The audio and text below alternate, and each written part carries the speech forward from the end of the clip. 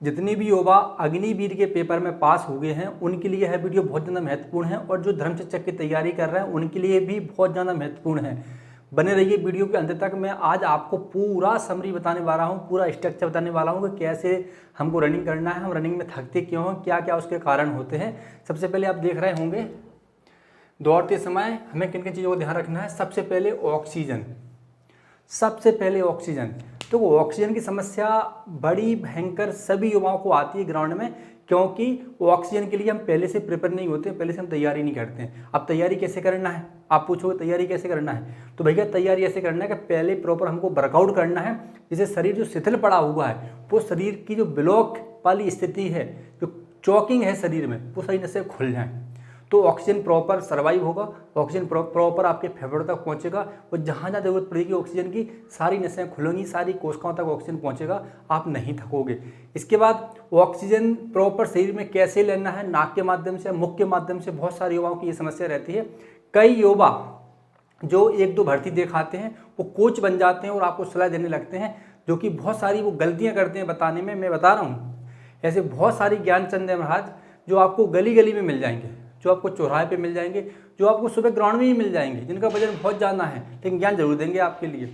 जीवन में कभी भर्ती नहीं देखी, कभी एक्सीडेंट नहीं मारा, लेकिन ज्ञान बहुत ज़्यादा देंगे आपको। तो सबसे बड़ा प्रदूषण तो महाराज यही हमारे जीवन में कि हम किसी से भी ज्ञान ले लेते हैं और अपना फिजिकल खराब कर लेते हैं। देखो भैया, कई लड़के बोलते हैं कि नाक से हमें सांस लेना चाहिए। बिल्कुल बहुत अच्छी बात है, नाक से सांस लोगे, प्रॉपर ऑक्सीजन सीधा फेफड़ों में जाएगा, क्योंकि नाक के जो होल होते हैं, छिद्र होते हैं, वो हल्के हल्के होते हैं। जैसे मैं आपको एग्जांपल बताता हूँ कि अगर हमें किसी टंकी से पानी निकालना है नली के माध्यम से, तो पतली जो नली होगी उसको हम सरूटेंगे मुख से, तो जल्दी आ जाएगा पानी। और अगर हम नली का मुख बड़ा होगा, साइज बड़ी होगी, उसको मुँह से अगर हम खींचेंगे तो पहली बात तो खींचेगा नहीं, क्योंकि ऑक्सीजन का जो लेवल है वो बहुत ज़्यादा चाहिए, उसके लिए साइज बढ़ गया है महाराज। तो ऐसे ही होता है। तो नाक के जो हल्के हल्के होल होते हैं उससे ऑक्सीजन प्रॉपर हमारे फेफड़ों में जाता है। पहला कारण ये है। दूसरा कारण यह है कि जब नाक से सांस लेते हैं तो फेफड़ों के लिए ही ऑक्सीजन की आवश्यकता पड़ती है, अन्य शरीर में किसी भी क्रिया के लिए ऑक्सीजन की आवश्यकता नहीं पड़ती। जब हम मुख को खोलते हैं तो फिर ऑक्सीजन की डिमांड बढ़ जाती है और पूरा शरीर ऑक्सीजन मांगने लगता है कि हमको भी चाहिए, हमको भी चाहिए। अगर आपकी सांस भर चुकी है बहुत ज़्यादा, आप नहीं दौड़ पा रहे हो, आपका मन कर रहा है कि मैं मुख को खोल दूं और थोड़ा सा चैन पा जाऊं या फिर थोड़ी सी राहत पा लूं महाराज, तो आप पता क्या करना, आप मुख को पूरा मत खोलना, नहीं तो प्रॉपर फेफड़े ऑक्सीजन नहीं खींच पाएंगे। अगर आपको वास्तव में मुख खोलना है तो हाफ खोलो, हल्का सा खोलो, आपके ये दोनों गल सुगा महाराज फूलना चाहिए, तो प्रॉपर ऑक्सीजन आपके फेफड़ों में जाएगा। ये तरीका आप अपना सकते हो अगर आपका मुख खोलने की स्थिति है और आपकी सांस बहुत ज़्यादा भर चुकी है, जो नाक के होल है उससे ऑक्सीजन की पूर्ति नहीं हो रही है। तो इसलिए ध्यान रखना, पहला पॉइंट है कि ऑक्सीजन, इनकी ऑक्सीजन की कमी के कारण हम थकते हैं, हमारा मन होता है कि रुक जाएं, शरीर थक जाता है, पैर भर जाते हैं, थाई भर जाती है और हम हार मान लेते हैं आखिर पे ओनली ऑक्सीजन की वजह से। कारण क्या है कि प्रॉपर ऑक्सीजन के लिए शरीर तैयार नहीं किया, प्रॉपर हमने ऑक्सीजन को लेने का सही सलीका नहीं सीखा, ये कारण होता है हमारा। शरीर की पोजीशन ठीक करें। जब हम रनिंग करते हैं तो हमारे जो फुट होते हैं और हमारे शोल्डर होते हैं प्रॉपर गति में एक जैसे होना चाहिए।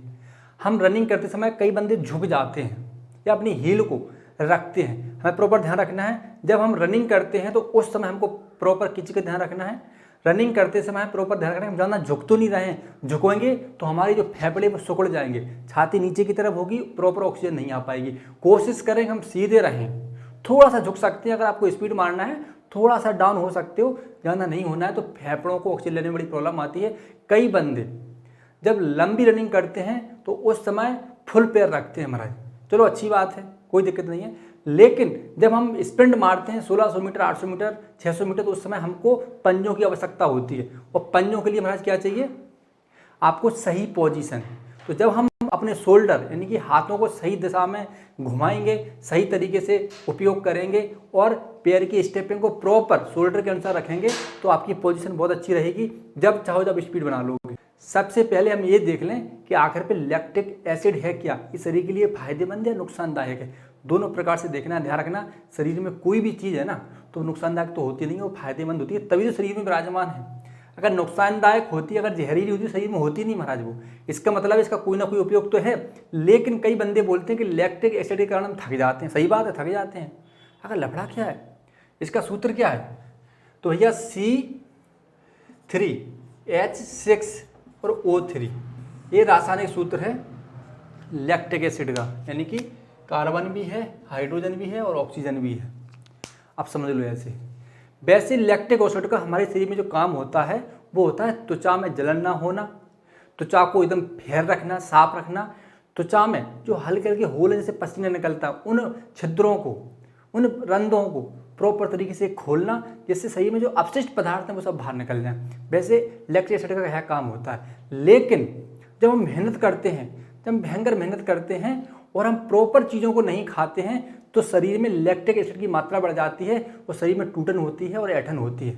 अगर हमको वास्तव में ऐंठन का शरीर को दूर करना है प्रॉपर तरीके से तो हम आज केला खाइए, केला से आपकी शरीर की ऐंठन दूर होती है, केला से ताकत आती है। लेकिन केला वो लड़के कम मात्रा में खाएं जिनका वेट बढ़ा हुआ है, पकाया केला खाइए, कोई दिक्कत नहीं, केला से बड़ी भयंकर ताकत आती है महाराज, मैं बता रहा हूँ।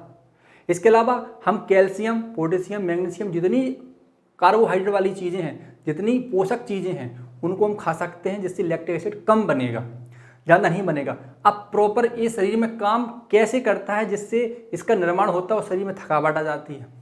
देखो महाराज, जब हम मेहनत करते हैं तो मांसपेशियों में गैप होता है, उस गैप में एसिड के रूप में ये भर जाता है और फिर हम जब भी कोई कदम रखते हैं या मेहनत करते हैं, मन में महाराज बहुत ज़्यादा आलस भर जाता है, क्योंकि शरीर हर प्रकार से निष्क्रिय होने लगता है। तो इसलिए शरीर में लैक्टिक एसिड कम बनेगा।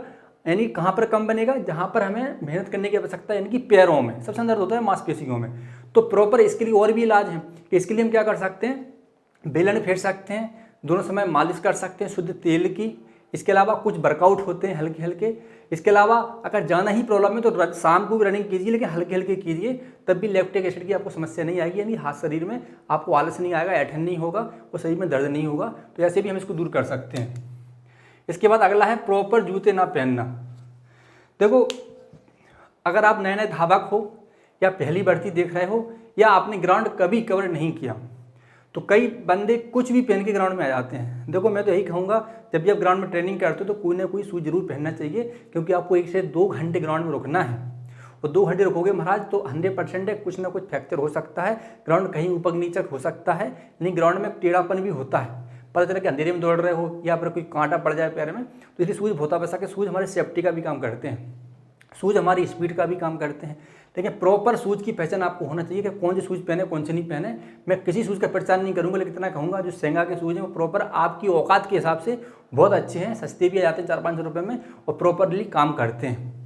तो सेंगा के शूज़ बहुत अच्छे हैं। तो प्रॉपर हमको शूज़ पहनना चाहिए, जो नहीं कुछ भी हमने कुछ भी पहन लिया, पता चले कि आप जो शादी विवाह में जो फैशन वाले शूज़ पहन रहे हो उसकी एड़ी ऊपर नीचे होती है या उनका फैशन वाला तरीका होता है, अगर वो पैर में डालोगे महाराज रनिंग करोगे तो पैर भी मोच सकता है, इंजरी हो सकती है, आपकी गति भी खराब होगी, पोजीशन भी खराब होती है और फिजिकल पूरा बिगड़ जाएगा, या हो सकता है कि आपको ऐसी कोई चोट लग जाए परमानेंट जो आप जिंदगी में कभी दौड़ ही नहीं पाओ। इसलिए हमें हमेशा जूतों का विशेष ध्यान रखना है कि जूते हमें प्रॉपर तरीके से पहन के जाना है, यानी कि ड्रेसिंग होती तो कॉन्फिडेंस आता है हमारा प्रॉपर तरीके से। तो इन चीज़ों का मैं ध्यान रखना है। धर्म शिक्षक के छात्र हों या फिर अग्निवीर हों, ये जो मैं तरीका बताया है सभी के लिए बताया है। वीडियो कैसा लगा, अगर आप चाहते हो कि ऐसे और वीडियो चाहिए तो कमेंट जरूर करना। जय हिंद, वंदे मातरम।